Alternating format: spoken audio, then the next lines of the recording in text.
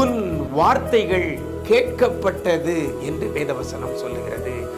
வித்தியாசம் உண்டாகும்படி செய்வேன் என்று கர்த்தர் சொல்கிறார்.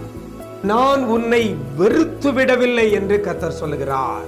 இன்றைக்கு கர்த்தர் நமக்கு தருகிற ஒரு வார்த்தை வார்த்தை வார்த்தை கர்த்தர் பிரியமாயிருக்கிறார், பிரியமாயிருக்கிறார்.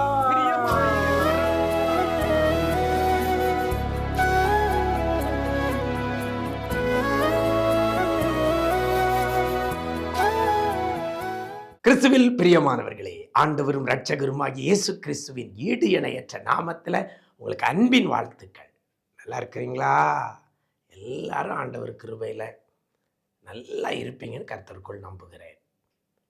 இந்த நாளிலே கூட இன்றைய விசேஷித்த வார்த்தை நிகழ்ச்சி மூலமாக வேதத்திலிருந்து ஒரு வசனத்தை உங்க முன்னால் வைக்கிறேன். 147 சங்கீதம் 11 வசனம் இவ்வாறாக சொல்லுகிறது, கர்த்தர் பிரியமாய் இருக்கிறார் என்று வேதவசனம் சொல்லுகிறது. கர்த்தர் பிரியமாய் இருக்கிறார். பிரியம்னா பாசமா இருக்கிறார்னு அர்த்தம். எனக்கு அருமையான தேவஜனமே, இன்னைக்கு மனிதன் என் மேல பிரியமா இல்லை அப்படின்னா நமக்கு எவ்வளவு கஷ்டப்படுறோம். இன்னார் என் மேல பிரியமா இல்லையே, என் பிள்ளைகள் என் மேல பிரியமா இல்லையே, என் பெற்றோர்கள் என் மேல் பிரியமா இல்லையே, நான் நேசித்தவர்கள் நம்பினவர்கள் என்ன வெறுத்திருக்கிறாங்களே, பிரியமா இல்லையே என்று சொல்லி கொண்டிருக்கிற பிள்ளைகள் ஏராளம்.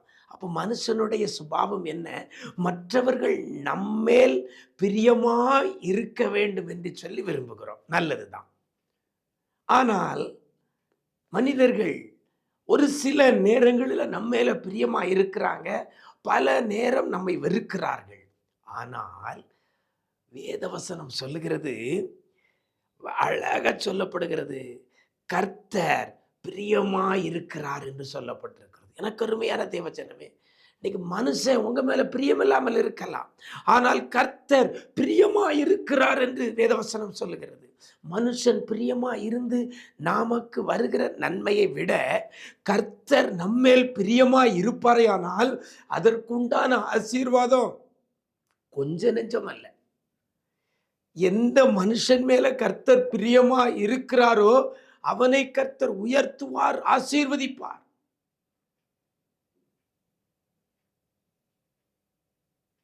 கர்த்தர் பிரியமா இருக்கணும். தாவீதின் மேல கர்த்தர் பிரியமா இருந்தார். ஆடுகள் மேய்த்திருந்தவனை அரசனாய் மாற்றினார். அவன் கர்த்தர் உன் மேல பிரியமா இருக்கிறார் இன்னைக்கு வேதவசனம் சொல்லுகிறது. அப்போ கர்த்தர் பிரியமா இருந்தால் கர்த்தர் நம்மை நிச்சயமாய் ஆசீர்வதிப்பார், நிச்சயமாய் ஆசீர்வதிப்பார், நிச்சயமாய் உயர்த்துவார். நீங்க இப்போ இருக்கிற நிலைமையில இருக்க போறதில்லை.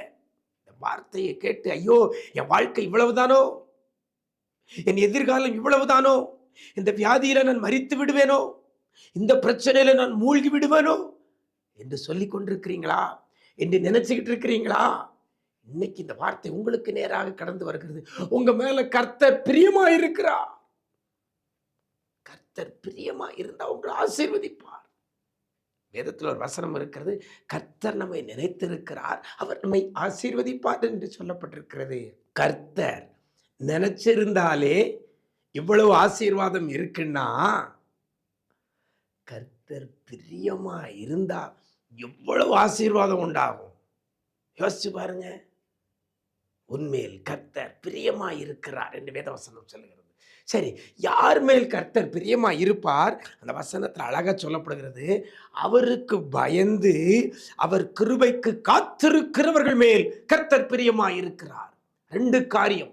ஒன்று, கர்த்தருக்கு பயந்து நடக்கணும். 2வது, அவருடைய கிருபைக்கு காத்திருக்கணும். பயந்து நடக்கணும், கர்த்தருக்கு காத்திருக்கணும். பயந்து கர்த்தருக்கு காத்திருப்பீங்கன்னா அப்படிப்பட்டவர்கள் மேல் கர்த்தர் பிரியமாயிருக்கிறார். இன்னைக்கு கர்த்தருக்கு பயந்து கர்த்தருக்கு காத்திருக்க இன்னைக்கு உங்களை என்னை மாற்றிக்கொள்ளணும். கர்த்தருக்கு பயப்படணும். வேத வசனம் கற்பனைகளை கட்டளைகளுக்கு பயந்து நடக்கணும். 2வது, கிருபைக்கு காத்திருக்கணும். வசனம் அழகாக சொல்கிறது, அவருடைய கிருபைக்கு காத்திருக்கிறவர்கள் மேல் கர்த்தர் பிரியமாயிருக்கிறார். எது எதுக்கெல்லாமோ காத்திருக்கிற தேவ பிள்ளையே, எந்தெந்த மனுஷனுக்காக காத்திருக்கிற தேவ பிள்ளையே, ஒரு போன் கால் வருவதற்காக, ஒரு போன்ல மெசேஜ் வருவதற்காக காத்திருக்கிற தேவ பிள்ளையே, நீ கர்த்தருடைய கிருபைக்கு காத்திருப்பாயானால் கர்த்தர் உங்க மேல பிரியமாயிருப்பார். காலைதோறும் கர்த்தருடைய கிருபைகள் புதிதாக இருக்கிறது அப்படின்னா காலையிலே எழுந்து அந்த கிருபைக்கு காத்திருக்கணும். அப்படி நிஜம் தொலைக்காட்சியில் ஒவ்வொரு நாளும் அதிகாலையில் காலமே நீ எழுந்து கடவுளை துதி என்கிற ஒரு நல்ல ஜெப வேளை 6 மணிலேருந்து 6:30 வரை நேரடி ஒளிபரப்பில் நடக்கிறது. நீங்கள் அந்த ஜெப வேளையில் இணைந்து கர்த்தருக்கு காத்திருப்பீர்களேயானால் கர்த்தர் உங்க மேல பிரியமாயிருப்பார். காலைதோறும் கர்த்தருடைய புதிய கிருபைகளை பெற்றுக்கொள்ள காத்திருங்க. அவருடைய கிருபைக்கு காத்திருக்கணும். எனக்கு அருமையான தேவச்சன், இன்னையிலிருந்து ஒரு தீர்மானம் பண்ணுங்க. நான் அதிகாலையில் எழுந்து கர்த்தருக்கு காத்திருப்பேன், கர்த்தருடைய கிருபைகளுக்காக காத்திருப்பேன். கர்த்தருடைய கிருபைக்கு காத்திருந்தா தாங்க கர்த்தர் நம்ம மேல பிரியமாயிருப்பார். கர்த்தருக்கு காத்திராம நம்ம காரியத்தையே செஞ்சுக்கிட்டு ஓடி ஓடி உழைச்சிக்கிட்டு எல்லாத்தையும் செய்கிறோம். கர்த்தர் எப்படிங்க பிரியமாயிருப்பார்? வசனம் தெளிவாய் சொல்கிறது, கர்த்தருக்கு பயந்து அவருடைய கிருபைக்கு காத்திருக்கிறவர்கள் மேல் பிரியமாயிருக்கிறார். இந்த காரியத்தை செய்யுங்க, கர்த்தர் உங்க மேல பிரியமாயிருப்பார். நான் திரும்ப சொல்றேன், கர்த்தர் உங்க மேல பிரியமாயிருந்தா கர்த்தர் உங்களை உயர்த்துவார், ஆசீர்வதிப்பார். சகல ஜனங்களை பார்க்கிலும் கர்த்தர் உங்களை உயர்த்துவார். நீங்க கீழாக மாட்டீங்க, நீங்க மேலாவீங்க. நீங்க வாளாக மாட்டீங்க, நீங்க தலையாவீங்க.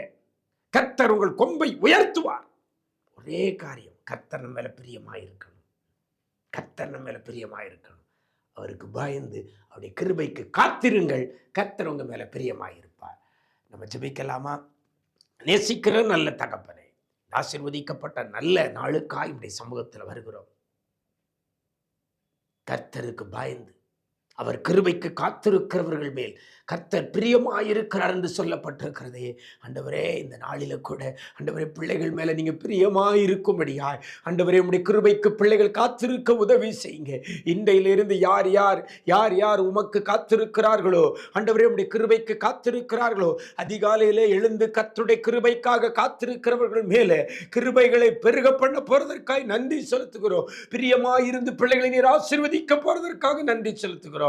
பிள்ளைகள் துக்கம் எல்லாம் சந்தோஷமாய் மாறட்டும்.